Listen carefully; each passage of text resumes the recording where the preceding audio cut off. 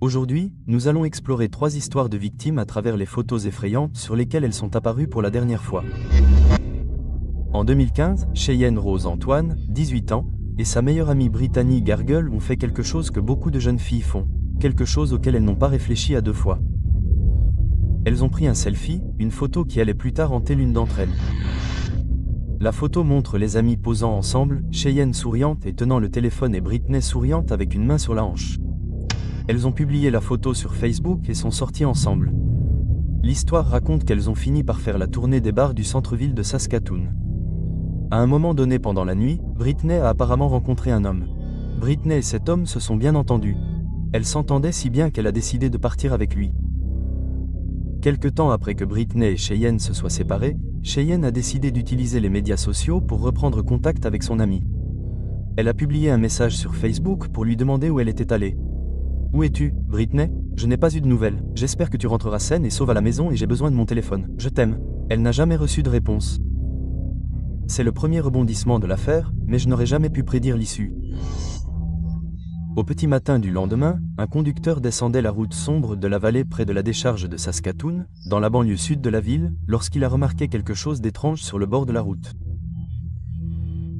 Quelque chose dans la forme lui a retourné l'estomac, alors il s'est arrêté et est sorti.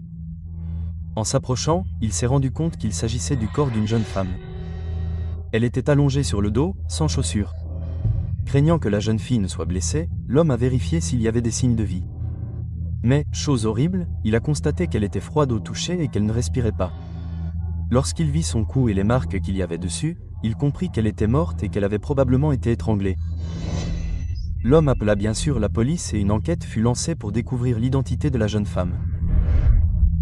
Heureusement pour la police, elle avait des tatouages distinctifs et ils divulguèrent des photos au public afin de tenter de trouver un nom pour le cadavre inquiétant. Une femme s'avança et dit qu'elle craignait que le corps n'appartienne à son amie. Il fut déterminé qu'il s'agissait de Brittany Gargle. Les enquêteurs commencèrent à rassembler des indices pour comprendre ce qui lui était arrivé.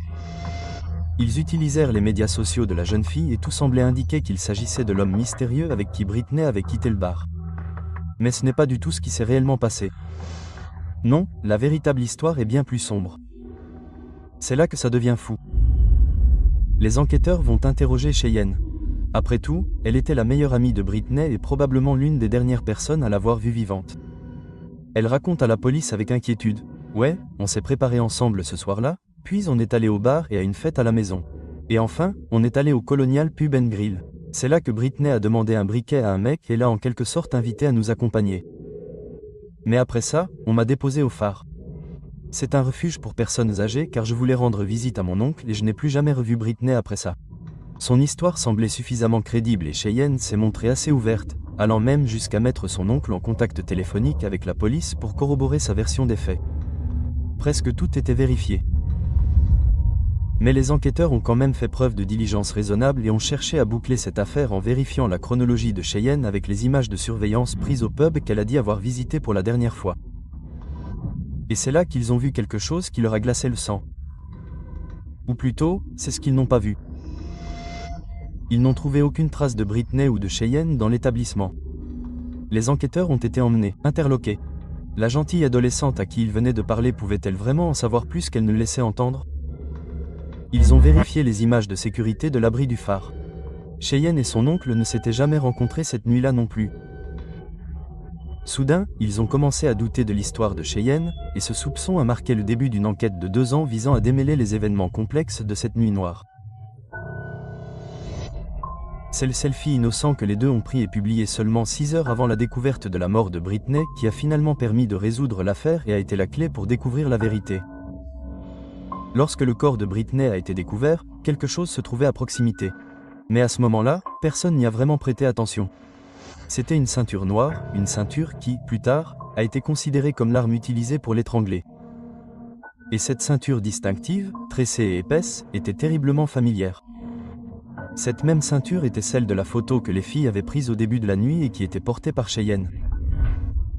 J'ai regardé à nouveau la photo parce qu'au début je ne me souvenais pas de la ceinture, mais la voilà dans le coin. Tout au fond de la photo. Alors, que s'est-il réellement passé cette nuit-là? Eh bien, malheureusement, cela n'a toujours pas vraiment de sens aujourd'hui. Les amies ont passé la soirée à boire et, pour la plupart, elles ont passé un bon moment. Mais cela n'a pas duré. À un moment donné pendant la nuit, l'alcool qu'elles avaient consommé a cessé de les faire rire et a plutôt alimenté une violente dispute. Britney n'a jamais rencontré d'homme et est partie avec lui. Le message Facebook que Cheyenne avait envoyé à Britney ce soir-là était une tentative de brouiller les pistes, et elle a utilisé les médias sociaux pour créer un tissu de mensonges qui a poussé les enquêteurs à chercher un autre suspect. Finalement, c'est un tuyau donné à la police par un témoin qui a affirmé que Cheyenne avait avoué l'impensable. Elle se serait présentée au domicile du témoin et aurait avoué de manière hystérique comment elle avait blessé son ami, la frappant et l'étranglant. Mais quel genre de dispute pourrait pousser quelqu'un à tuer sa meilleure amie? Nous ne savons pas. Cheyenne dit qu'elle ne se souvient pas d'avoir étranglé Britney, mais elle ne conteste pas l'avoir tuée. Cheyenne a d'abord été accusée du deuxième meurtre de sa meilleure amie, Brittany Gargle. Mais lors du procès en 2018, elle a plaidé coupable d'homicide involontaire et a été condamnée à 7 ans de prison. En regardant la photo, je trouve tellement étrange de voir Britney sourire joyeusement après avoir aidé son amie à décider de porter l'arme qui serait utilisée pour la tuer. La dernière photo que nous explorons est celle qui capture un moment de joie alors qu'une aventure est sur le point de se dérouler, mais qui est désormais devenue un rappel obsédant d'une vie trop courte. La journaliste indépendante suédoise de 30 ans Kim Isabel Efdriawohl avait une carrière prometteuse devant elle et, en 2017, elle avait déjà publié des articles dans Time, The Guardian et le New York Times et avait même remporté des prix pour ses reportages. L'un des projets de carrière à venir de Kim était d'interviewer l'inventeur et entrepreneur danois Peter Madsen. Début 2017, elle avait demandé à être interviewée par lui, mais Madsen n'a accepté qu'en août. Un peu comme une blague. Excentrique, Madsen a invité Kim à l'interviewer seul à bord de son sous-marin artisanal, l'UC-3 Nautilus. Kim a accepté, mais n'avait prévu d'être là que 2 heures, car elle et son petit ami organisaient une fête d'adieu pour célébrer leur déménagement prévu à Pékin plus tard dans le mois. Le 10 août, Kim est montée à bord du sous-marin et cette photo a été prise. Sur celle-ci, Kim sourit, debout, le haut du corps au-dessus de l'écoutille de la tour du sous-marin. À ses côtés, regardant par-dessus son épaule, se trouve Peter Madsen. Kim avait apparemment peur d'entrer dans le sous-marin, selon son petit ami. Mais malgré ses réticences, elle y est quand même allée car elle était fascinée par les personnes dévouées à quelque chose. Le petit ami de Kim s'est inquiété lorsque Kim n'est jamais arrivé à leur fête. Il est parti à sa recherche et a signalé la disparition de Kim. Mais Madsen a ensuite été retrouvé. Le lendemain matin, Kim est venu l'interviewer, il a été secouru de son sous-marin après qu'il l'ait retrouvé. Bien qu'elle soit à bord d'un sous-marin en train de couler et qu'elle soit presque piégée à l'intérieur, Madsen a été découverte calme et sérieuse, et imperturbable face aux événements effrayants. Mais il n'y avait aucun signe de Kim. Au départ, Madsen a affirmé avoir déposé Kim après la fin de son entretien. Mais comme vous allez le voir, ce n'était pas du tout le cas. Quelque chose dans les dégâts causés au sous-marin a semblé suspect aux autorités qui ont sauvé Madsen, et elles ont rapidement soupçonné qu'il avait intentionnellement sabordé le navire. Mais pourquoi Madsen aurait-il détruit son propre sous-marin? Et où était Kim Wall? Le navire a finalement été renfloué et il n'y avait aucune preuve de la présence de Kim à bord. Pourtant, le calme de Madsen et son récit factuel des événements de la nuit étaient troublants. En faisant des recherches, j'ai trouvé plusieurs récits différents de cette nuit-là. Et il s'avère que Madsen a donné plusieurs versions différentes, dont aucune ne correspondait. C'est probablement la raison pour laquelle il a été soupçonné en premier lieu, ainsi que le fait que le sous-marin n'a jamais accosté après l'embarquement de Kim. Donc, peu importe ce qu'il a dit, rien ne pouvait expliquer comment Kim pouvait être en sécurité si le sous-marin n'est jamais revenu à terre avant de l'avoir retrouvé. Pour cette raison, Madsen a été rapidement arrêté après son sauvetage. Au départ, il a été accusé d'homicide involontaire par négligence. La police soupçonnait que le sort de Kim était dû à un malheureux accident.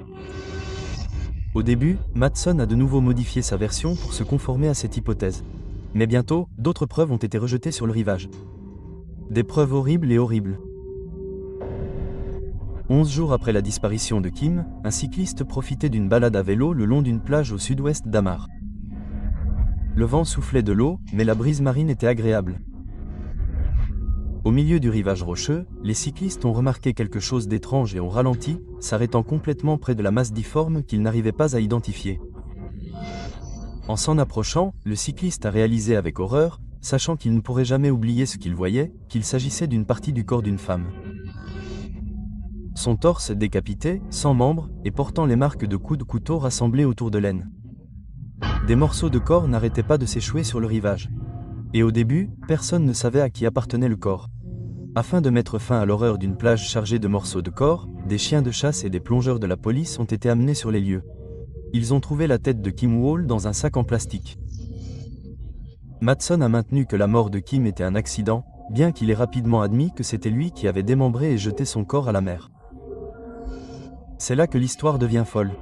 L'explication de Matson était que, pendant qu'il était sur le pont, la pression atmosphérique à l'intérieur du sous-marin avait soudainement chuté, provoquant la formation de vapeurs toxiques dans l'alimentation en air, tuant Kim. Le problème est que le médecin légiste ne peut pas déterminer la cause exacte du décès, car le corps de Kim avait été exposé à l'eau pendant très longtemps et s'était décomposé. Cependant, le coroner a témoigné qu'il doutait que la mort de Kim ait été causée par un empoisonnement au monoxyde de carbone, bien que cela soit possible, mais qu'il pensait qu'il s'agissait plutôt d'une strangulation, d'une coupure à la gorge ou d'une noyade. Ce que le médecin légiste savait avec certitude, c'est que le corps de Kim avait subi plus de 14 blessures et coupures. Mais Matson avait une explication. Il a affirmé qu'il avait tailladé son corps pour empêcher l'accumulation de gaz qui se produit lorsqu'une personne est en contact avec l'eau. Meurt. De cette façon, elle coulerait au fond de la mer. Il a également admis qu'il l'avait démembré parce qu'il ne pouvait pas soulever son corps du sous-marin autrement. Eh bien, cela n'avait aucun sens pour le juge. Matson a été reconnu coupable de meurtre avec préméditation, de voies de fait grave et de profanation de cadavres, et condamné à la prison à vie. Je ne peux m'empêcher de me demander à quoi pensait Kim lorsque cette dernière photo d'elle a été prise. Avait-elle la moindre idée de l'horreur qui l'attendait dans ce sous-marin ? La dernière photo troublante que nous examinons aujourd'hui est peut-être la plus effrayante de toutes et a même souvent remporté le titre de photographie la plus terrifiante. En 1990, Regina K. Walters, 14 ans, et son petit ami Ricky Lee Jones se tenaient au bord d'une autoroute dans l'espoir de faire du stop. Les deux jeunes adolescents venaient de s'enfuir de chez eux à Pasadena et pensaient que leur chance avait tourné lorsqu'un camion s'est arrêté pour leur proposer de les emmener. Le conducteur était Robert Ben Rhodes, un homme qui, à ce stade, aurait eu une longue carrière criminelle et aurait déjà tué un couple dans une situation étrangement similaire à celle dans laquelle Regina et Ricky se sont retrouvés. Bien sûr, ils n'avaient aucune idée que Robert, qui semblait digne de confiance et avait eu la gentillesse de leur proposer de les emmener, complotait pour faire d'eux ses prochaines victimes. Presque aussitôt que Regina et Ricky sont montés dans le camion de Robert, tout a dérapé. Robert a tué Ricky avant de se débarrasser rapidement de son corps de manière méthodique et froide. Mais bien sûr, c'était méthodique. Robert avait apparemment beaucoup d'entraînement à ce stade. Robert avait déjà fait exactement ce genre de choses calculées sur ses précédentes victimes, Patricia Candace Walsh et son mari Douglas Zakowski, quelques mois auparavant. Il était sûr de lui lorsqu'il a retenu Regina captive dans le camion.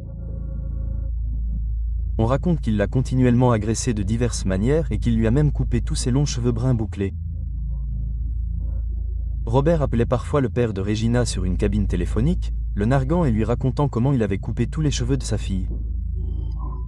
Cette fois, Robert a forcé Regina à rester avec lui plus longtemps que ses autres victimes, probablement parce qu'il avait pu s'en tirer jusque-là et qu'il ne craignait pas d'être attrapé. On ignore combien de temps il a gardé Regina captive, ni l'ampleur des horreurs auxquelles la jeune fille a été confrontée. J'ai essayé de déterminer une chronologie précise, mais malheureusement, les seules preuves qui donnent une indication sont les photos que Robert a prises de Regina. Ces photos montrent ses cheveux repoussés et de multiples ecchymoses, toutes à différents stades de guérison. Sachant cela, on peut supposer sans risque qu'il l'a retenue en otage pendant des mois. Parmi les photos prises par Robert, il y en avait une pour le moins troublante. On y voit Regina dans une ferme abandonnée, vêtue d'une robe noire et de talons que Robert l'avait forcée à mettre. Il a ensuite calmement pris des photos d'elle, dont l'une montre ses cheveux coupés courts et sa robe déboutonnée. Le visage de Regina exprime tellement de choses sur une seule photo. Une peur et une tristesse absolue, mais aussi une pointe de défi dans la façon dont elle fronce les sourcils. Elle tend les bras devant elle, pour sa défense. Plus je regardais la photo, plus je pouvais voir tout ce qui avait dû lui passer par la tête. C'est la dernière photo de Regina en vie, et Robert derrière l'appareil photo était la dernière chose qu'elle ait jamais vue. Après que la photo ait été prise, Robert a ramassé du fil de fer et a étranglé Regina. Témoignant de son état d'esprit et de la froideur avec laquelle il a traité Regina après sa mort, il a simplement laissé son corps sur le sol de la grange où il a commencé à se décomposer. Robert a plus tard gagné le tristement célèbre surnom de tueur de relais routiers. Et bien que Regina ait été sa dernière victime, elle n'était apparemment qu'une parmi tant d'autres.